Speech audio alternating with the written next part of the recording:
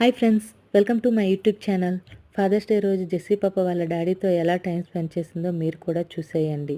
మాల్లో ఏం కనిపిస్తే అవి నాకు కూడా కావాలని చెప్పి చాలా అంటే చాలా అల్లరి చేస్తూ చాలా మారం చేసిందండి.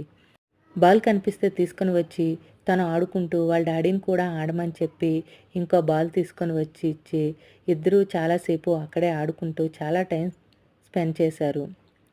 ఫోటో తీస్తాను చూడమ్మా అంటే కుదురుగా ఉండకున్నా అటు ఇటు తిరుగుతూ మాల్ అంతా తిరుగుతూ చాలా అంటే చాలా హడావిడి చేసేసిందండి.